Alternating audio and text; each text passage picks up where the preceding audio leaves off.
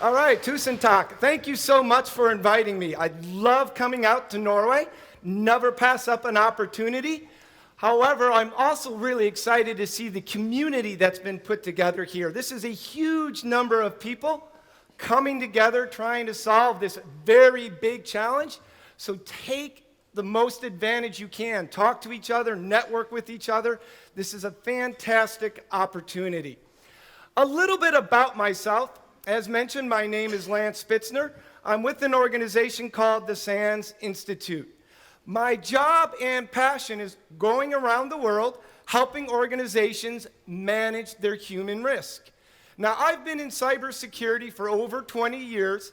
The first 10 were very technical. So if anybody wants to geek out afterwards tonight, happy to geek out. So did it all: forensics, firewalls, pen testing.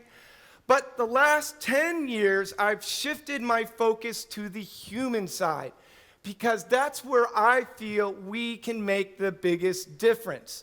So a big part of this talk today is my experience traveling the world, working with all these organizations, and sharing some of those lessons learned. Now, today what I want to do is just introduce the concept of the human factor. Another reason I'm really excited is I saw in the agenda just how many talks. There's even an entire track dedicated to the human element, which I think is fantastic. So what I'm going to be doing today is just introducing us to the concept of why we need to address the human element, what the challenge is, and also some frameworks where you can start wrapping your mind around how do we address not only technology, but the human side. So what I would like to do is just first start with the problem. What is the biggest challenge we're facing? I've learned if we can really define and understand the problem and the cause, then it's much easier to figure out the solution. So what is the problem when it comes to the human element? Quite often, we think the problem is the people.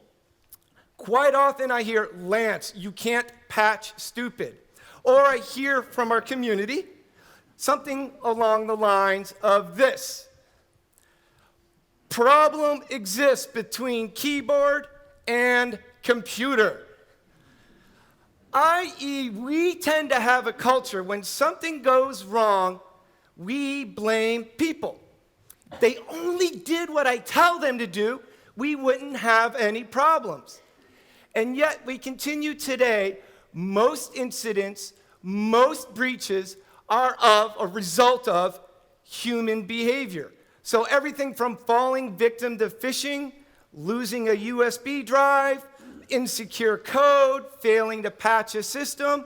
If we look at the root cause, most incidents today are because of the human element. But far too often, we blame the people. Things like this. What I'm going to challenge you today with this talk is people are not the problem. They're not the ones to blame. You and I are the reasons to blame. If you look at the real root cause, the problem is us, the security community. So what I want to show you is how we're shooting ourselves in the foot and causing these problems, but more importantly, what we can do about it. Now, quite often, when I'm working with organizations, I'll hear people say, people are the weakest link. Now, I agree, but in some ways, I don't like that term. When you say people are the weakest link, it implies they're the ones to blame. I prefer to say people are the primary attack vector, because that helps explain the problem more clearly. Let me show you what's going on. 20 years ago, it was very easy to hack into a default Windows computer. If I took a default installation of Windows and attached it to the internet, it took 3 hours for a bad guy to find it and hack into it. I know this for a fact because I did it as a living, working with something called the HoneyNet project. Now, the bad guys were going after this operating system because it stores, processes, and transfers information. Microsoft felt a lot of pain. Over 20 years, they implemented huge number of technical controls to secure that technology.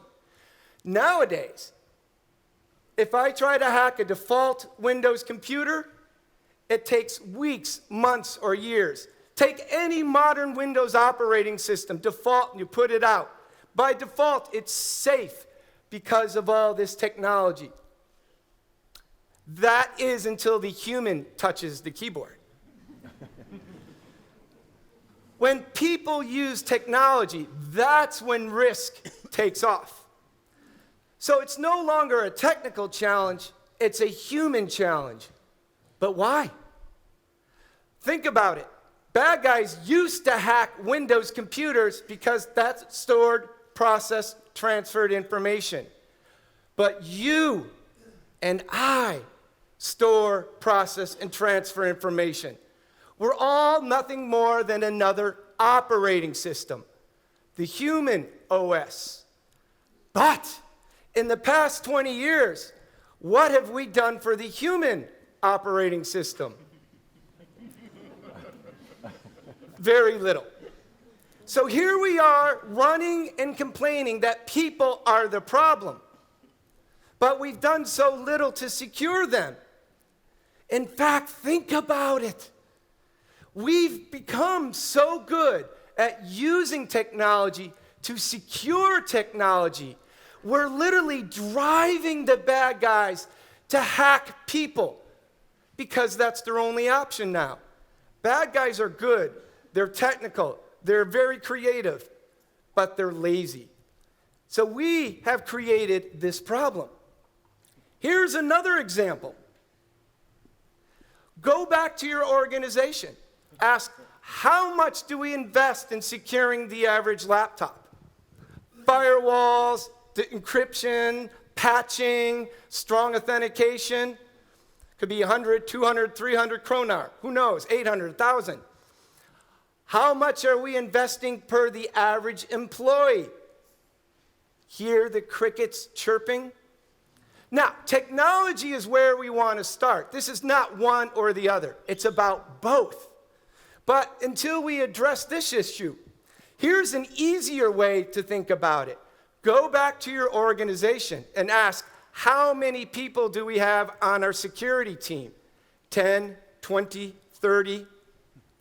Out of those, how many are dedicated to the human side? 0.2, 0.3.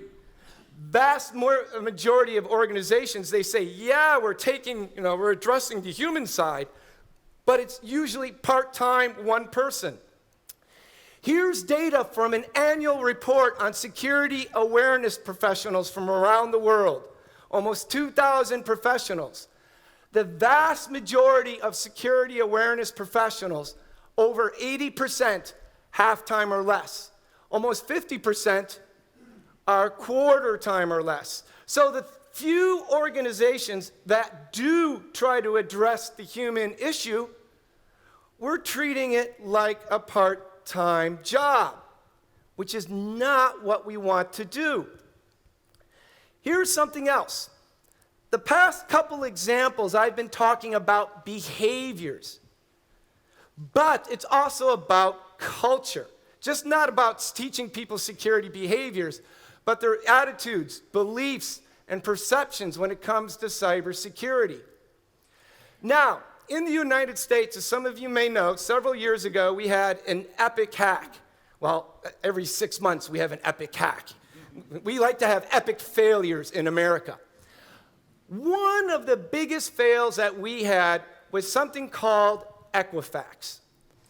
Now, in Europe, you're going to have a hard time wrapping your head around this, but Equifax is scary, the amount of information they collect on every American in the United States. Every loan every American has, every credit card every American has, every missed payment an American has. All this and much more, where you live, past jobs, family, everything, for the purpose of giving you a credit score. And as an American, the most frustrating thing is you have no control over this. They take whatever data they want, they sell it to whomever they want, and up until last year, the only way you could get a credit freeze, something to do to protect your data, was pay them.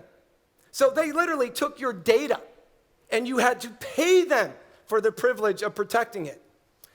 What's interesting about the hack, though, is everybody perceived it as a technical hack. Well, there was a vulnerability in the Apache Struts functionality, and because it wasn't properly patched, the bad guys got in. Yeah, but no. So what's fascinating is US Congress, this was a big deal in the United States because of just how sensitive the data was. What most people don't know, even in America, is Congress was forced to do a report on the hack. This is the best write-up I have ever seen on a major breach in my 20-plus years in cybersecurity. As Norwegians, I highly recommend download this report and learn from the Americans. The beauty of it is they interviewed everybody at Equifax, detailed everything that happened over the past 10 years. And the number one report was, and like I said, it is the easiest to read, best written report I've ever seen on a breach. The number one thing they said, culture. Equifax was going to be hacked sooner or later because from a cultural perspective, it was dysfunctional. What they discovered was because of historical reasons, the CISO reported to the lawyers, the CIO reported on the technical side, and technology and security, as a result, never talked to each other. What ended up happening as a result of the breach, besides the CEO getting fired, CIO fired, and the CISO got fired, is after the report came out, Equifax created a new role called CISO, Chief Information Security Officer. It was originally just Chief Security Officer, but reported to the CEO. So they have a fascinating analysis of how the culture was broken. So when we're talking about the human factor, yes, behavior is important, but culture is also very, very important. So what I want to do now is shift from, we now understand the problem. The problem in many ways is us. We're failing to realize the human factor is an important part, but even if we do, we're not doing it right. So what can we as a security community do? What is the solution? First, like I said, understand people are not the problem, people are the solution. We're the problem. But first, it's not about just developing the human firewall, but the human sensor. Give people the ability to not only stop attacks or incidents, but detect, respond, and report. You'll hear the term resiliency is quite popular. Build your human sensor network. We have a report in the United States called the Verizon DBIR. For every time when they collect the data, what's the most effective way to detect an incident or the breach? Every time they've ran the data, it's the human. The other one is, I've had geeks out there tell me, Lance, computers are predictable. That's why they're easy to secure. Humans are unpredictable. But that's also an advantage.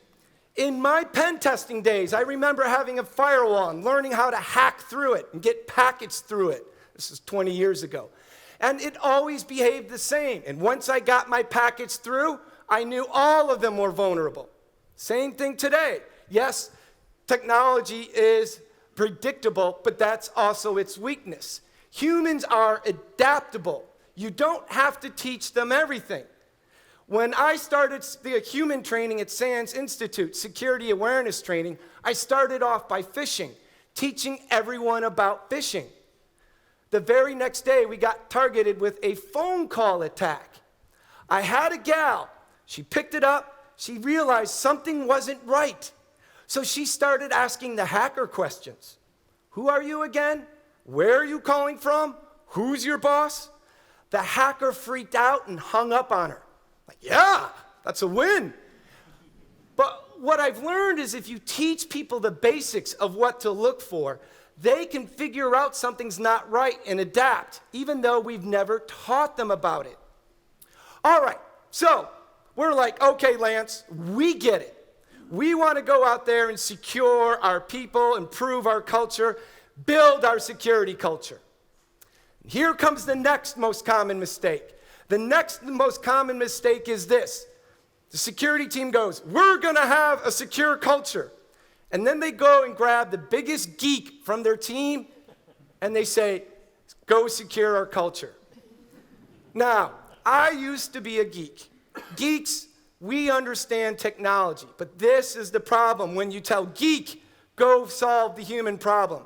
Because the geeks will go forth and do great things. Because a geek, when a security geek thinks about their job, this is how they perceive themselves. As savior of the digital world, out to save everything good. Geeks, I hate to break it to you and me, but this is not how the world perceives us. When you and I go out and try to secure people, this is what they see. Not sure if you might know this, but this is from the movie Revenge of the Nerds, a true 80s classic. But this is the challenge. When we put geeks in charge of securing people, it's going to fail. For a couple reasons we'll cover here in a minute. So now geeks, I am not saying we make bad human security officers, security awareness officers. What I'm saying is geeks, you and I have to think out of our box and learn a whole new set of skills. So for example, there's an entire field of study on how to change human behavior. One of the most well-known in the security world is something called the BJ Fogg behavior model. And the whole idea behind this model is how to get people to change behavior. Not just security behaviors, but wellness, getting your kid to change their bed sheets, clean their room. The model is so simple. To get someone to exhibit a behavior, you need them to be motivated, ability, and a prompt or a trigger. And when I first saw this model, I understood everything we're doing wrong. In the security world, we'll tell people to do something, and they don't do it. And we think it's a motivation issue. So the whole idea behind the model is the easier it is to do something, or the more motivated you are, the more likely you're to do it when the prompt happens. The harder something is, or the less motivated you are, the less likely you'll do it when you get that trigger or prompt. And like I said, when I saw this, a light went off. We in the security world tell people to do X, and then they don't do it. We think it's a motivation issue, and we start beating them with a big stick, do X. But the problem is, geeks, I'm talking to you, geeks, there's one. Geeks, we suffer from something called curse of knowledge. Curse of knowledge is a cognitive bias. Fancy word there. The whole idea is the better you are at something, the worse you are at communicating it. Because what you perceive as easy, you then project on others. So what ends up happening is we're telling people to do X. They're not doing it. We think it's a motivation issue because to us it's easy. But in reality, what we're telling them to do is not easy. It's really, really hard. Let me give you an example. Pear, this is for you. Passwords. All right, as we all know, Pear loves passwords. Now, we always see this in the news. Security geeks are publishing how bad people are with their simple passwords. People must be stupid, lazy. Why aren't they using good passwords? Well, what are we telling them? Think about this. Folks, you must have a good password. It has to be 16 characters long, uppercase, lowercase, numbers, symbols, mix in the blood of a virgin, then change every 90 days. Oh, every account has to have a unique password. And by the way, never write it down. It's so easy. So we think it's easy to do. In reality, it's really, really hard to do. So the first thing, and this is why sometimes geeks are not the best to put in charge of security. And I'll show you who probably is the best. I'm not security, I'm sorry, human security. So what happens here is quite often, we not only have to think about motivation, but we also have to think about ability. How can we make security as simple as possible? Quite often, this is where we fail, but also, you'll learn that it's easier to simplify a process than it is to increase motivation. Always start here. Faster and easier return on investment. But it's not just what we tell people to do.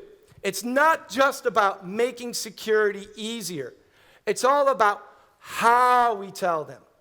Now, there's a whole field of science. Once again, we've gone to the B.J. Fogg world. By the way, this is based out of Stanford. Now we're going to go into another field.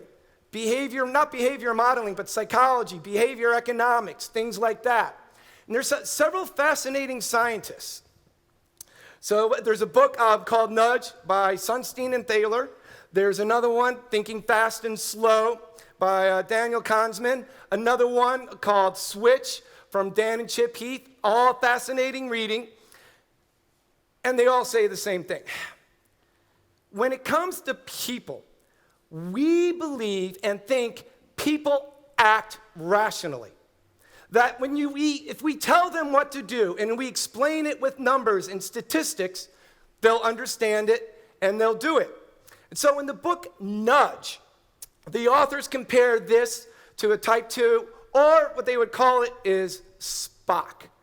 Now, I'm assuming most of us are in some form have seen Star Trek, and there's the geek, he's grinning. He's like, oh yeah. Now, we all like to think this is us. When we face a problem, we start analyzing all the data, we make a logical decision.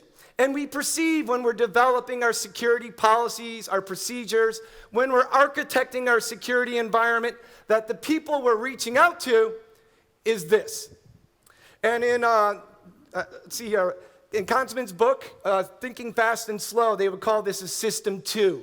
This is the part of the brain that's all about logical thinking, analytical, and things like that.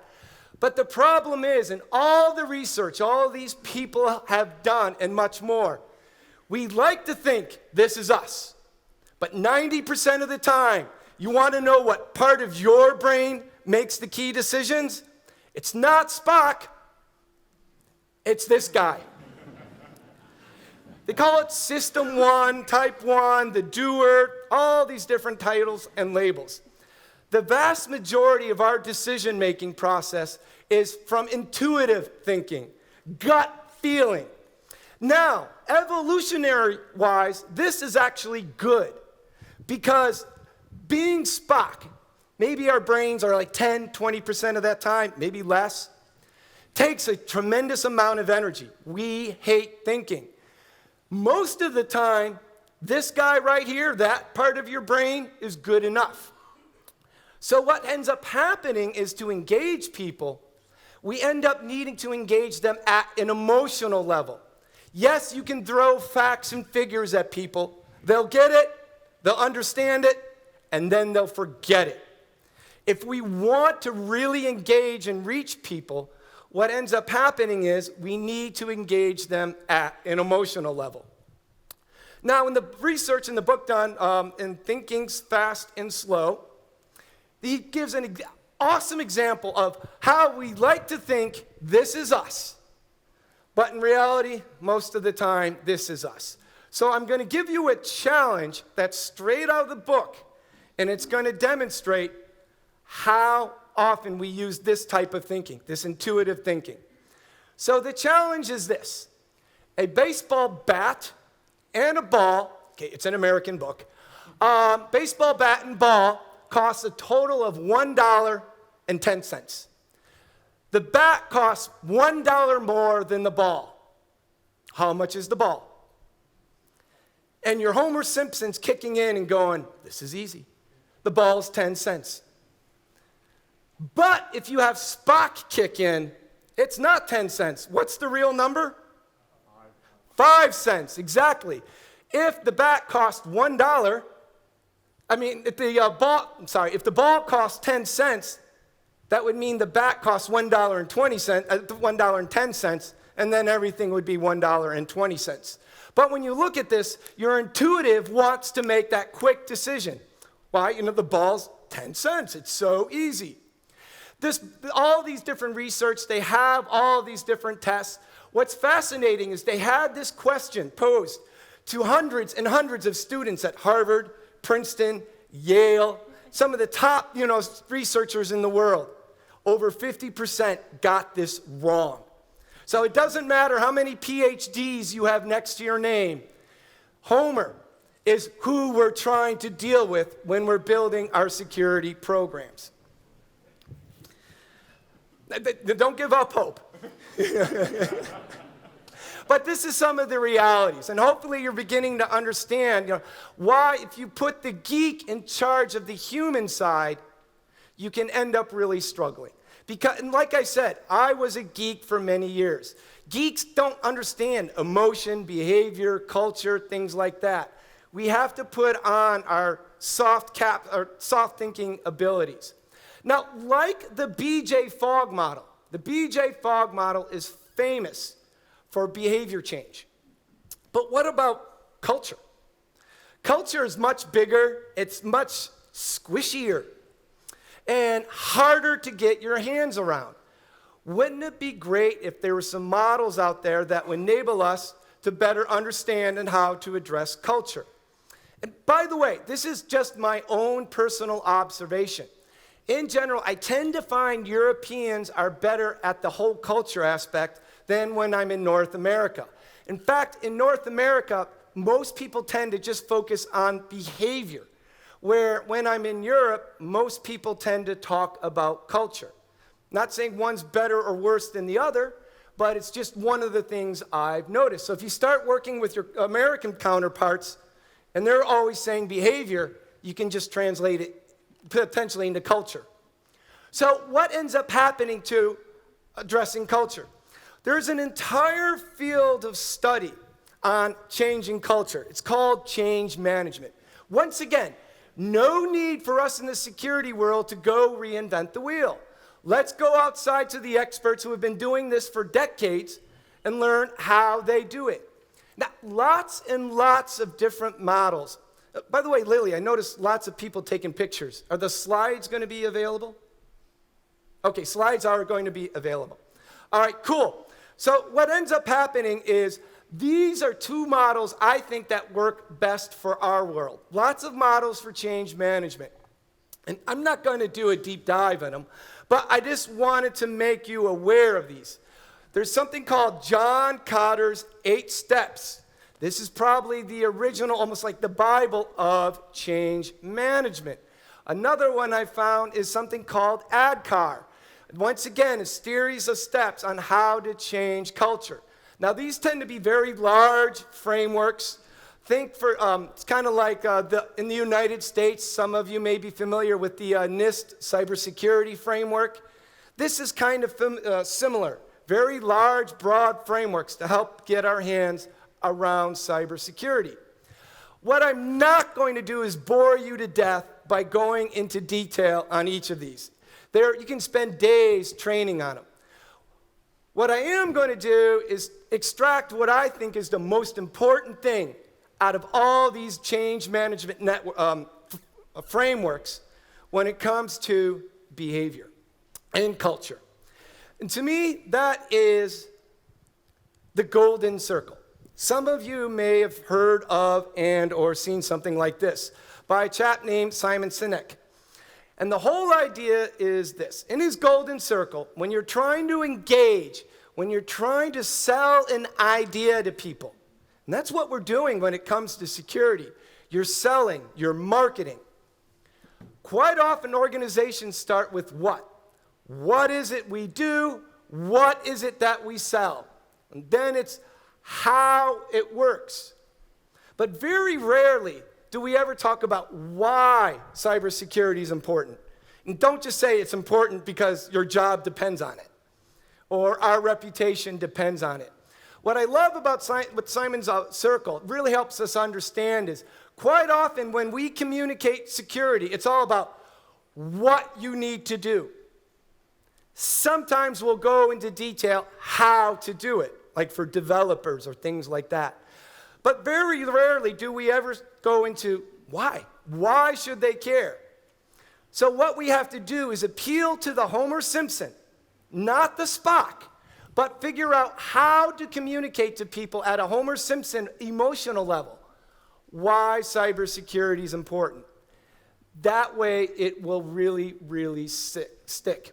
So if you haven't seen, Simon, he's got an amazing TED Talk on how this works. So what we need to do, if you're going to change culture, start with the why side.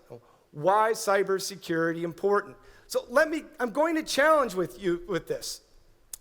And a lot of organizations struggle with this. I teach, for SANS, I teach courses on how to create secure behaviors, awareness programs, culture. This is actually the hardest lab everybody has in the class. Think about your organization just for a moment. What does your organization do? Now, why does it do it?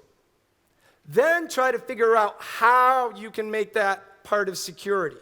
So for example, if I'm working with utilities help ensure the lights are on. Families, when they turn on that light switch, but lights go on, the heating works. I was going to mention air conditioning, but we're in Norway, so I don't think you guys are worried about that. So what ends up happening is, why is cybersecurity important for the utility? Because you help ensure the communities are safe, they have light, things like that. I tend to work with a lot of large financials. Financials are ensuring the financial security or the financial dependence of their future. You know, families are depending on their mortgages, their paychecks, their retirement. So start thinking about what is it that your organization does. But remember, not Spock, we need to start approaching Homer Simpson. So what I want to do is this. I know I've been dumping a lot of ideas on you. And what's fantastic is there's a lot of good talks coming up in the next 2 days on security culture, behaviors, and things like that. And they'll all be going into deeper dive on it. But what I want to do is this. First of all, these are 6 books I found that really influenced me over the past 10 years on when it comes to changing human behavior and culture.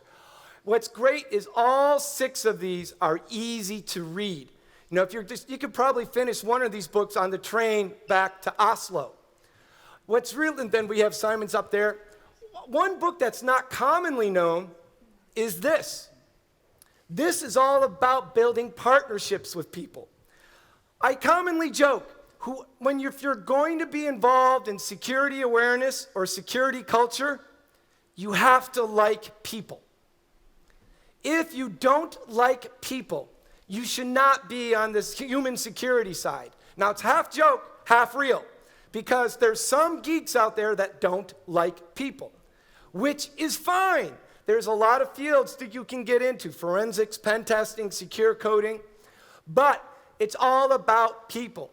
The organizations that I have seen that have the strongest security cultures, it's the people who are leading them are really good at developing partnerships with others, developing partnerships with human resources, communications, marketing, audit, things like that. This book is all about developing those partnerships. So if you want to arm yourself, here's a great way to get started. Now, a couple of things you can do when you go back to your organization. So first of all, if you really want to start developing a strong security culture, what you want to do is start with communications.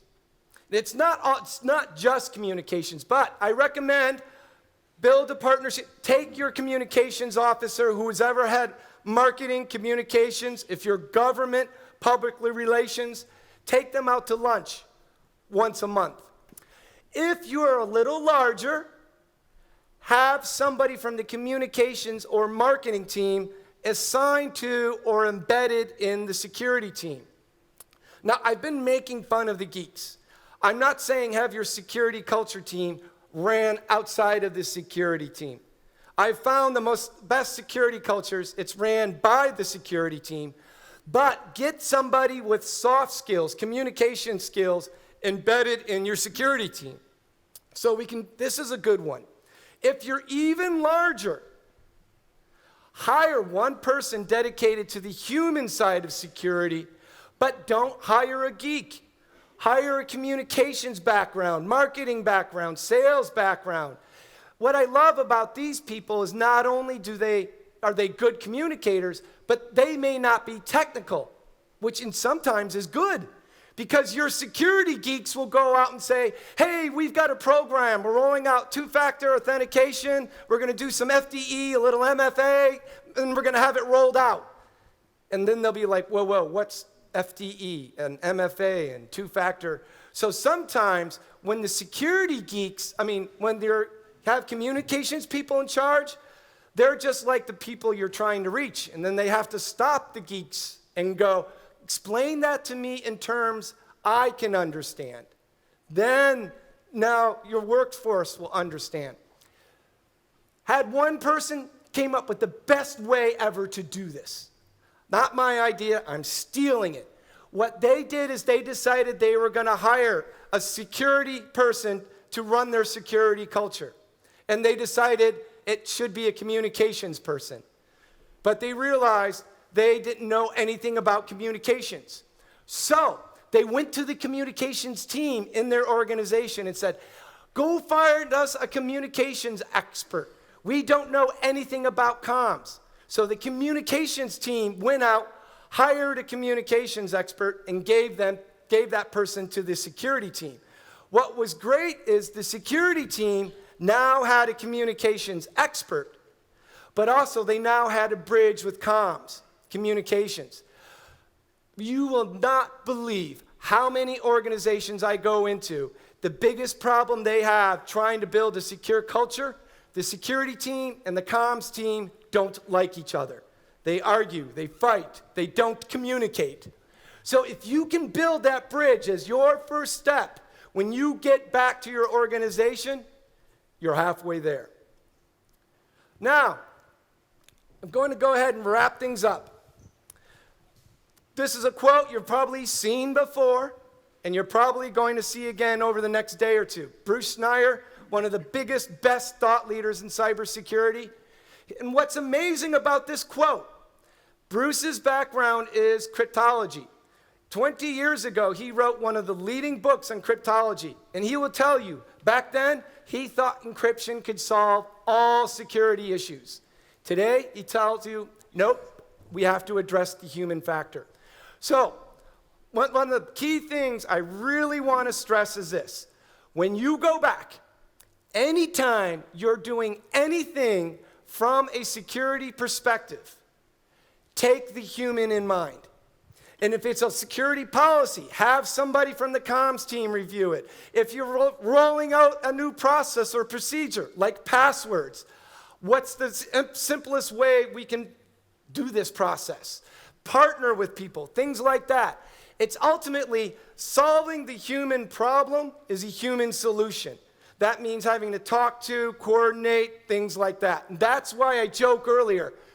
Have who's ever in charge of your human security be someone who likes people, or your program will not work. Okay, We're now going to get to the most painful part of this talk. Questions. I have spoken in over 40 different countries. You guys are one of the most painful to get questions out of. So I've been challenged. Somebody said, you'll never get a Norwegian to ask a question. So this is the deal. 1, you have an loud, obnoxious American up here. Just for a moment, I know this hurts, think like a loud, obnoxious American. And just fire away. Also, first 2 people that ask a question, beer on me tonight. Yeah, it's free. All right. And by the way, I'm here all day, today, tomorrow, so if you want something, beat me up. But we have a question, not Per, someone else. Hi, I'm Ireland. So if you could ask people to do one thing, X, what would you ask from them, and how would you post that? So the question being, what's the one thing I would tell people? Is it just the average person, how to secure them? Okay, the average person. By the way, Norway, you have a problem. No, honestly, this is a wonderful, safe country. You can walk anywhere, and your kids can go anywhere, nobody's concerned. So the problem I tend to find in Norway is people are, when they get online, potentially almost a little naive, forgetting that the rest of the world is not safe like Norway. So the first challenge you have is breaking that culture, hey, when you're online, it's not Oslo anymore.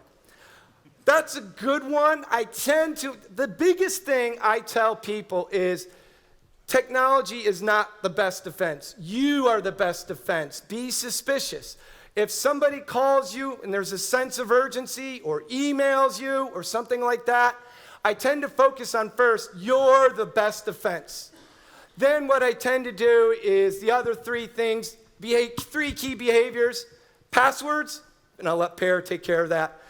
Good passwords, updating, and backups. The problem is we tend to make cybersecurity really confusing and really overwhelming because geeks, like the geek over here, wants to make people perfectly secure. And so we bombard them with every behavior possible. Cognitive overload, and they end up not doing anything. So I'd like your question, if you can keep it to 3 or 4 just simple things. It's not perfect, but it's a lot better than what we have, like password managers. Is it perfect? No. Is it better than what we're doing?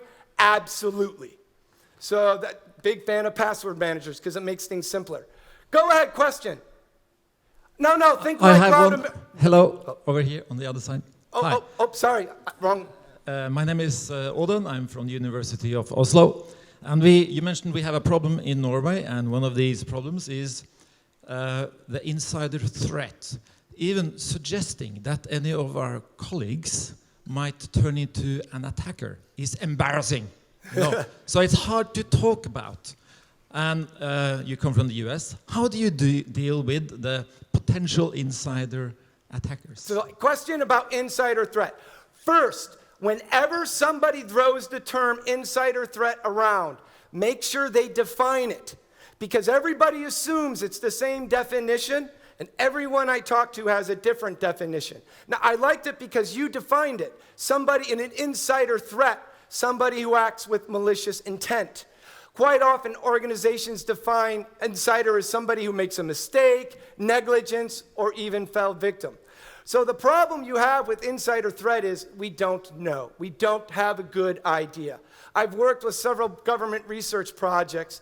The problem you have with insider threat is it rarely happens. Probability very low. So there's not a lot of data. When it does happen, the impact is very high.